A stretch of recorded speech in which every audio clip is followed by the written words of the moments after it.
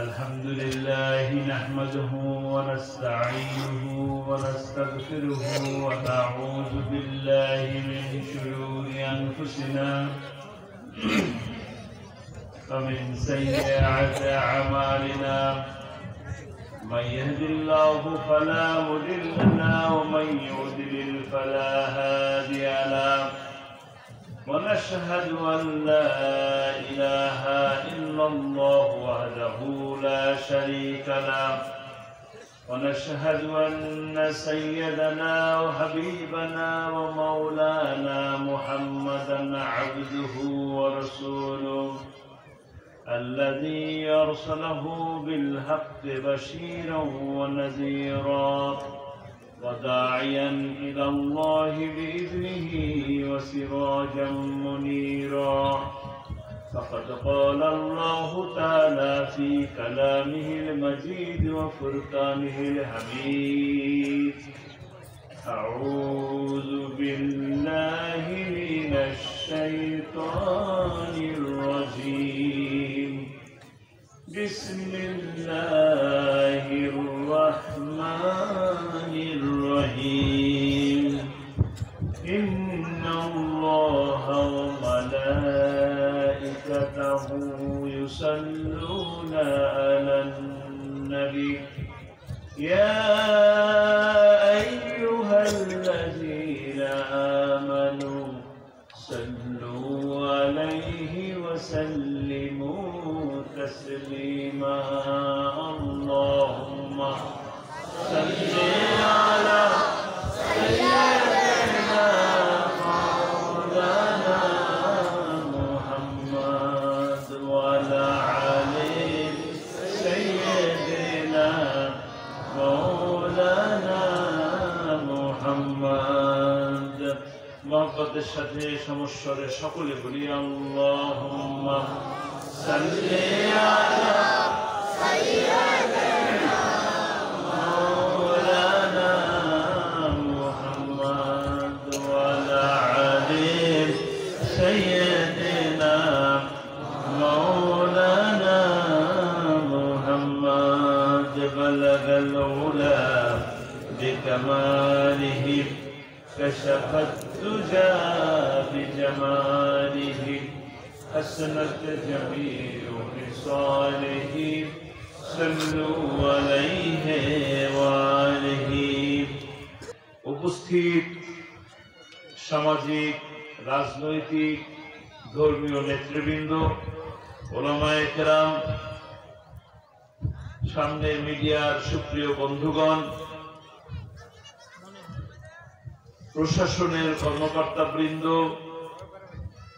প্যান্ডেলের নিচে দূর দূরান্ত থেকে আগত কিশোর তরুণ যুবক মুরব্বিয়ান ভাইয়েরা পর্দার আড়ালে শ্রদ্ধেয়া মা ও বোনেরা মাইকের আওয়াজ যে পর্যন্ত যাচ্ছে যারা শুনছেন তাদের সকলকে আমার অন্তরের অন্তঃস্থল থেকে জানাচ্ছি আসসালামু আলাইকুম ওয়া রাহমাতুল্লাহি ওয়া বারাকাতুহু।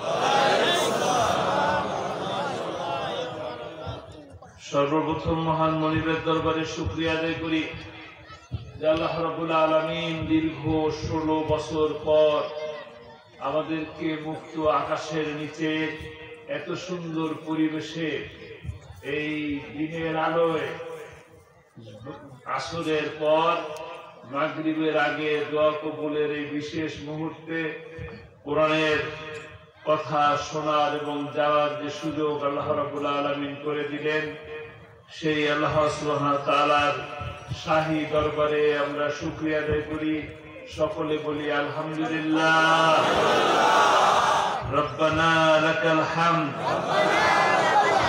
হামদান কাসীরান তাইয়্যিবান মুবারাকান ফি।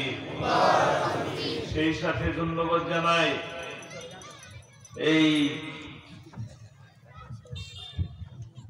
তালদোষী উত্তরপাড়া পুরাতন জামে মসজিদের পরিচালনা কমিটি যারা এই মাহফিলকে আয়োজন করেছেন, কষ্ট করেছেন, অর্থ দিয়েছেন, মেধা দিয়েছেন, প্যান্ডেল করেছেন, আপনাদের আমাদেরকে দাওয়াত দিয়েছেন, বসিয়েছেন, তাদেরকে আপনাদের সকলের পক্ষ থেকে ধন্যবাদ জানাই, মোবারকবাদ জানাই। দোয়া করি আল্লাহ রাব্বুল আলামিন এই মসজিদের মাধ্যমে, এই মাহফিলের মাধ্যমে পুরো এলাকাকে আল্লাহ তাআলা আবাদ করে দিন।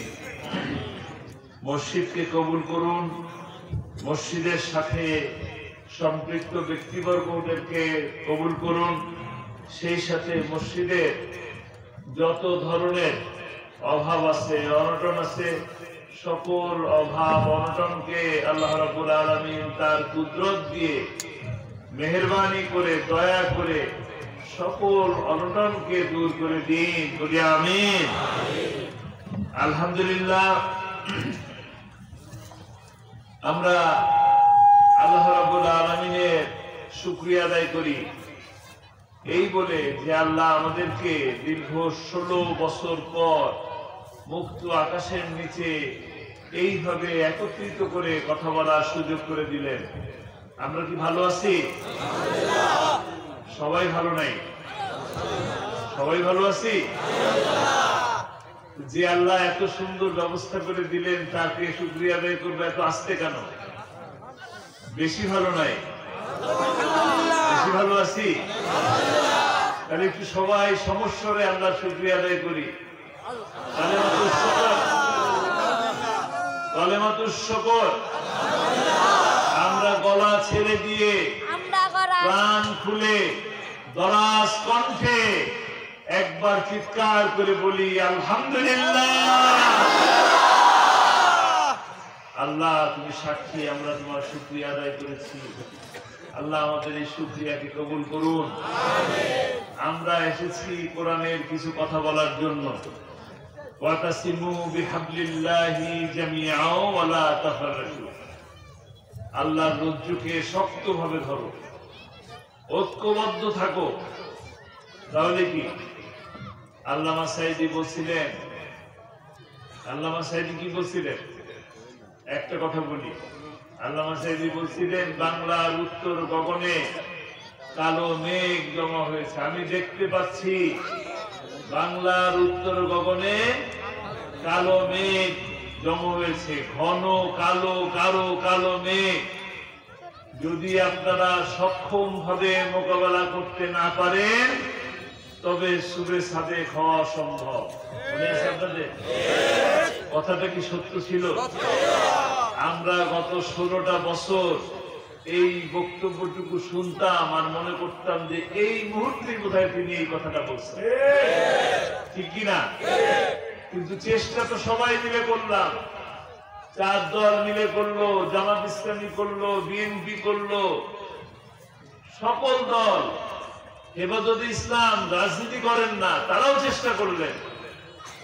সকল মানুষ মিলে চেষ্টা করা হলো এই জালিমের থেকে মুক্তি পাওয়ার জন্য, নাকি? মুক্তি পেয়েছিলাম? মুক্তি পাই নাই। কিন্তু আমাদের সন্তান সমতুল্য ছাত্ররা তারা ঐক্যবদ্ধ হয়ে ন্যায্য একটি দাবি নিয়ে রাস্তায় দাঁড়ালো। তাদের ঐক্যবদ্ধতা, তাদের ঐক্যবদ্ধ প্রচেষ্টা, তাদের নেক নিয়ত, বৈষম্য বিরোধী চিন্তা আল্লাহ তাআলা একটা সফলতা দিলেন। দিলেন কিনা? আমরা এখন ভালো আছি? আগের তুলনায় অনেক ভালো আছি। ভালো আছি কিনা? আমি তো অনেক তুলনায় ভালো আছি, কারণ আমি তো গত 16 বছরে এরকম মুক্ত ময়দানে কথা বলার কোন সুযোগ পাই নাই। আপনাদের এই পাকুন্দিয়াতে এসেছি, আবুল কালাম আজাদ সাহেবের বাড়িতে একবেলা এসেছি, খাওয়া দাওয়া করেছি, চলে গেছি। অনেকটা লুকিয়ে এসেছি যেন কেউ আপনারা দেখতে না পান, কারো সাথে যেন সাক্ষাৎ না হয়।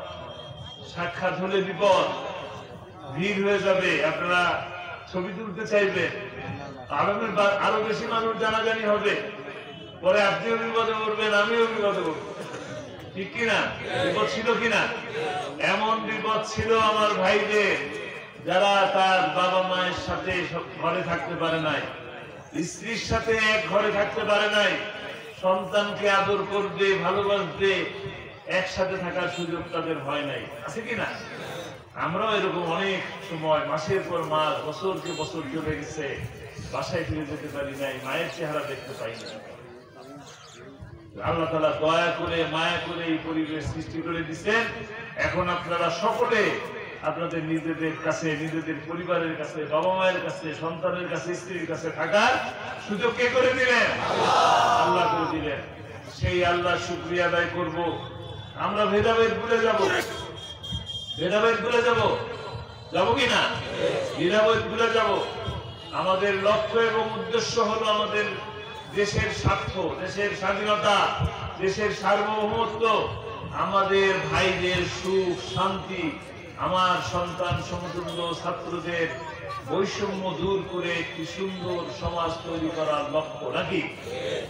আমরা কি সেই লক্ষ্যে যেতে পারছি? পারি নাই।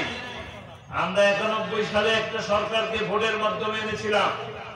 আমরা কিছুদিন ভালো থেকেছি, তারপরে দেখছি ভালো নাই, আবার আন্দোলন হলো, আবার শেখ হাসিনা আসলো, তিনি কিছুদিন থাকলেন, আন্দোলন হলো, ভালো লাগলো না, আন্দোলন করলাম, তাকে বিদায় করলাম, আবার চাকদলীয় সরকার আসলো, আমরা মনে করলাম ভালো আছি, আরেকজন মনে করলো ভালো নাই, তাদেরকে আবার আন্দোলন হলো, বিদায় দিয়ে দেওয়া হলো, লগি বৈঠা দিয়ে দাওয়াত দেওয়া হলো, লগি বৈঠা দিয়ে ঢাকা শহরে প্রকাশ্য দিবালোকে 11 জন মানুষকে হত্যা করে মৃত্যু করলো।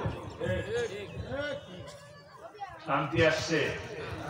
16 বছর দুঃশাসনের মধ্যে ছিলাম, শান্তি পেলাম, সুখ পেলাম, শুধু বড় বড় কথা শুনেছি, উন্নয়ন উন্নয়ন উন্নয়ন। আমি একটু দুঃখ প্রকাশ করে নেই যে আমি আপনাদের কাছে আসার কথা ছিল বাদ জোহর, আসলেও এসে পৌঁছতে পারিনি। কারণ কি? উন্নয়ন। ঢাকার থেকে এত উন্নয়ন, এত উন্নয়ন যে সময় মতো আসতে পারলাম না। দুঃখজনক উন্নয়ন। আল্লাহর রাস্তে উন্নয়নের কাছে মাপ চাওয়া দরকার, আল্লাহর রাস্তে মাফ করে দেন। আর উন্নয়ন চাই না, যেমন আছেন তেমন থাকেন, আর উন্নয়ন চাই না। লুটতরাজ, এত লুটপাট যে রাস্তায় এখন ঢেউয়ের মতন করে আসতে হয়। আমরা তো ছোটবেলায় নৌকায় চলতাম, আমাদের গ্রামের বাড়ি যেতাম নৌকায় চলে, এরকম বড় বড় ঢেউ আসতো, আর ঢেউয়ের মধ্যে আম্মা বলতো আর আসবো না এই গ্রামে, ঢাকা থেকে আর গ্রামে আসবো না। এখন তো আমরা শহরের মধ্যে থেকে বলি যে এই যে ঢেউ, উন্নয়নের ঢেউ, আর আসবো না কিশোরগঞ্জে, ভাই এত ঢেউ, কোমরে ব্যথা পেয়ে গেছে আস্তে আস্তে। আল্লাহ তুমি মাফ করে দাও। এই উন্নয়ন থেকে মাফ চাই। আমরা চাই নৈতিক উন্নয়ন, রাস্তার উন্নয়ন না। নৈতিক উন্নয়ন দরকার, আল্লাহকে ভয় করা দরকার। যে বরাদ্দ হয় রাস্তায় তার 60% 70% পেটে যায়, 20-30% কোথায়? রাস্তায় লাগায়। 2 দিনের বৃষ্টিতে সব ঝরে পড়ে চলে যায়। উন্নয়ন দরকার কোন জায়গায়? নৈতিকতা, ইমানের উন্নয়ন দরকার। যে শক্তিকে দেখি নাই সেই শক্তিকে ভয় করা দরকার। কাকে? কাকে? আল্লাহকে ভয় করা দরকার। কারণ জবাবদিহি যত আইন করেন, যত কানুন করেন, যত সাজার ব্যবস্থাই করেন, তার মধ্যে থেকেই মানুষ চুরি করে কিনা? কিন্তু আমি যদি আল্লাহকে ভয় করতাম, আমার যদি শাস্তির কথা আমি জানতাম, আমার জায়গা যদি হবে জাহান্নামে, আমি যদি জানতাম, আমি যদি বুঝতাম, তাহলে আমি এই চুরি করার রাস্তায় যেতাম না। আমি আজকে এত যে অর্থ উপার্জন করতেছি, আমার সন্তান কি আমার সাথে জাহান্নামে যাবে? আমার স্ত্রী যাবে? আমার বাবা মা যাবে? কেউ যাবে না। তো এই টাকা দিয়ে কি হবে? আমার ঢাকা শহরের একজন অনেক টাকার মালিক ছিলেন, ঢাকা শহরে বলে দরবেশ। আপনাদের এখানে কি বলে?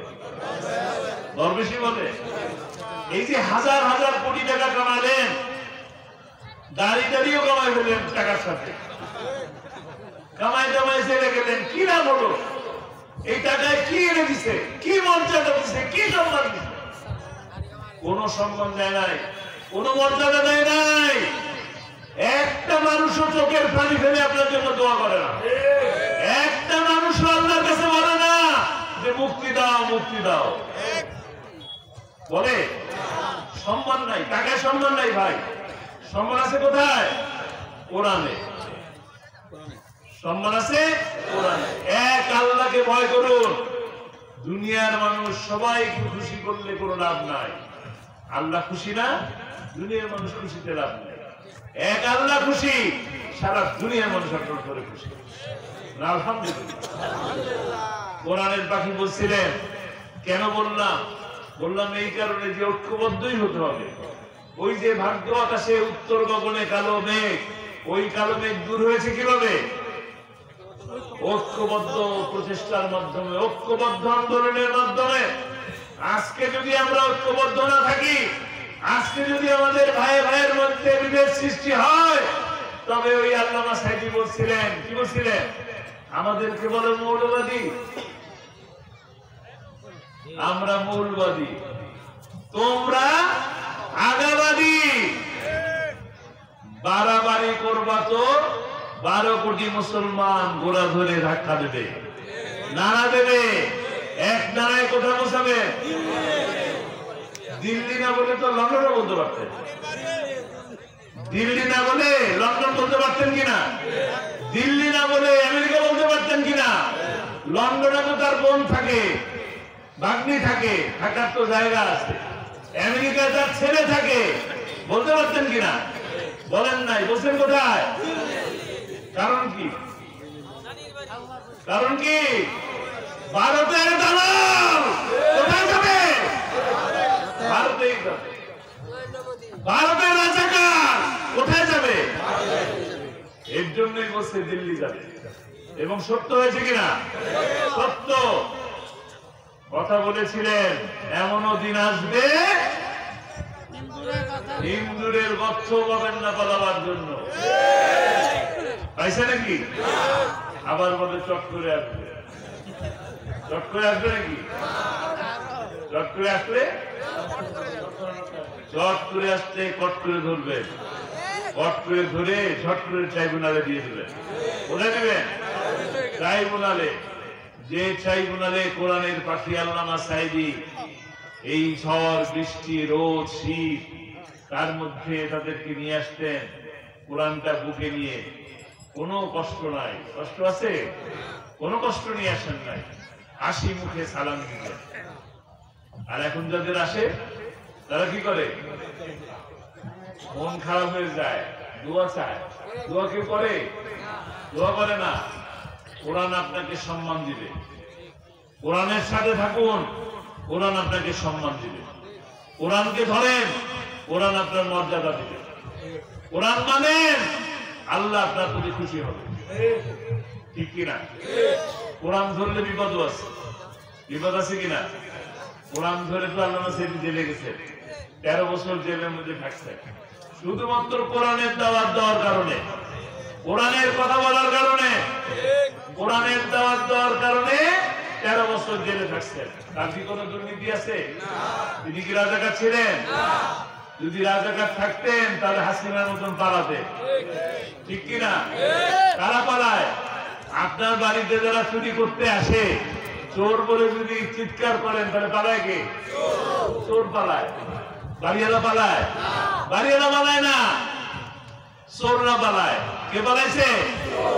চোর। চোরের নাম কি? বলেন, চোরের নাম কি? আবার আশা সুযোগ করে দিবেন।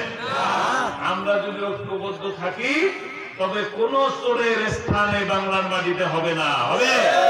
হবে না ইনশাআল্লাহ। আমরা ঐক্যবদ্ধ ভাবে কোরআনকে ধরি, কোরআনকে বুঝি, কোরআনকে মানি, কোরআনের দাওয়াত মানুষের কাছে দেই। আল্লামা সাইদি যদি মনে করেন সম্মানিত হয়েছে, তাহলে আপনিও একই ভাবে সম্মানিত হবেন ইনশাআল্লাহ।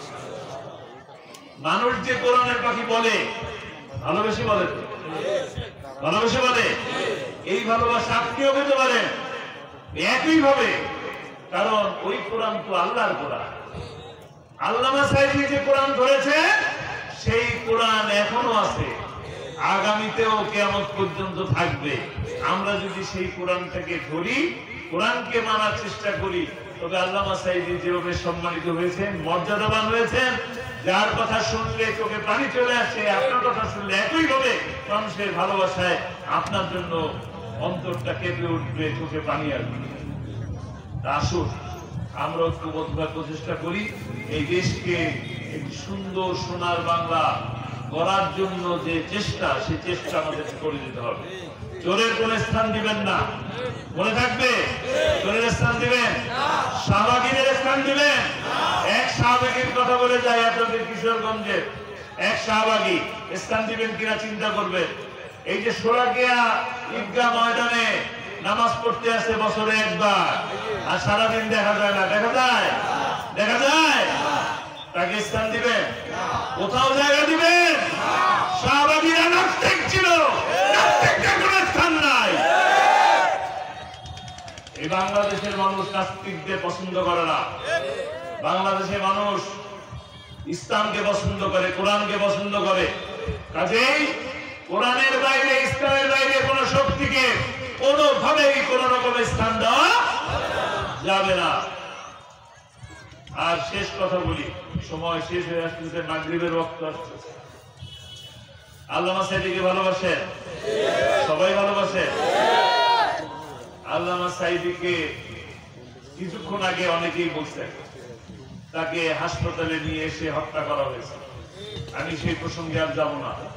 এখন প্রতিদিন পত্রিকার মধ্যে আসতেছে, প্রতিদিন ফেসবুকের মধ্যে আসতেছে, ভারতের রয়েল চক্রান্তে তাকে হত্যা করা হয়েছে। আমরা এই হত্যার প্রতিশোধ দিতে চাই, আমরা এই হত্যার প্রতিশোধ দিতে চাই। কারা কারা প্রতিশোধ দিতে চায়?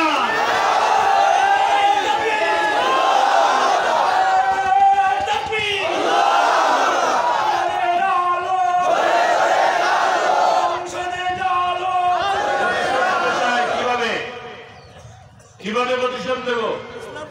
আল্লামা সাঈদী তার মাহফিলের মধ্যে দুই কথা প্রতিদিন বলতেন, প্রতি মাহফিলে বলতেন, শাহাদাতের মৃত্যু চাই, আল্লাহ আমাকে শহীদ হিসাবে কবুল করে নাও, এই দোয়া করতেন। করতেন কিনা? আল্লাহ, আমরা দোয়া করি আল্লাহ তাকে শহীদ হিসাবে কবুল করুন। আল্লাহ, গোটা বাংলাদেশের মানুষ কোরআনের পাখি হিসাবে বলে, আল্লাহ তাআলা তাকে জান্নাতের সবুজ পাখি হিসেবে কবুল করে নিন, জান্নাতুল ফেরদৌস দান করুন, আলা মাকাম দান করুন, তার কবরটাকে জান্নাতি নূর দিয়ে সাজিয়ে দিন। তার আরেকটি স্বপ্ন ছিল, কোরআনের রাজ প্রতিষ্ঠা হয়েছে, এই দৃশ্য দেখে যেন আমার মৃত্যু হয়। মনে আছে আপনাদের? কথা বলতেন কিনা? আমি কি মিথ্যা বললাম?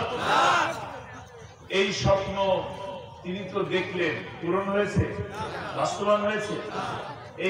এই কোরআনের রাজ এখন কে বাস্তবায়ন করবে? কারা কারা কারা করবো? আমরাও করবো ইনশাআল্লাহ। আল্লাহ তাআলা এই হাতকে কবুল করে নিন। কোরআনের রাজ প্রতিষ্ঠা, আমরা এই যে হাজার হাজার কয়েকজন মানুষ আছি, এই মানুষ দিয়ে কি কোরআনের রাজ প্রতিষ্ঠা করা সম্ভব? সম্ভব না। তাহলে কি করতে হবে? কোরআনের রাজ প্রতিষ্ঠা করার জন্য আমাদেরকে এক একজন আরো 20 জনকে কোরআনের দাওয়াত দিতে হবে। রাজি আছি? সবাই রাজি? কোরআনের পক্ষের শক্তি, কোরআনের দাওয়াত দেয় এরকম মানুষ আপনাদের এখানে আছে? কে আছে? কে আছে? এই যে আমাদের শফিউল ইসলাম মোরল ভাই আছেন কিনা? থানানি সাহেব আছেন কিনা? দারান ভাই আছেন? কোরআনের পক্ষের মানুষ। আগামীতে যে সুযোগ আসবে আপনাদের হাতে, সেই সুযোগটা কোরআনের পক্ষের মানুষের জন্য কাজে লাগাবেন। রাজি আছি? রাজি আছি? নেতা আছে? কোন সে নেতা? আল্লাহ তাআলা কবুল করুন ইনশাআল্লাহ। যদি আমরা এইভাবে প্রতিটা এলাকায় কোরআনের পক্ষের মানুষের জন্য কাজ করতে পারি, কোরআনের পক্ষে যদি দাওয়াত দিতে পারি, তবে আগামী দিনের সূর্য হবে ইসলামের সূর্য, এবং আগামী দিনের যে পার্লামেন্ট, সেই পার্লামেন্ট হবে ইনশাআল্লাহ কোরআনের পার্লামেন্ট। আল্লাহ তাআলা আমাদেরকে কোরআনের পক্ষে কাজ করার জন্য, কোরআনের জন্য কাজ করার জন্য আমাদেরকে নগণ্য একজন কর্মী হয়ে কাজ করার তৌফিক আল্লাহ তাআলা দান করুন। আমা তৌফিক ইল্লা বিল্লাহ। আসসালামু আলাইকুম ওয়া রাহমাতুল্লাহি ওয়া বারাকাতুহু।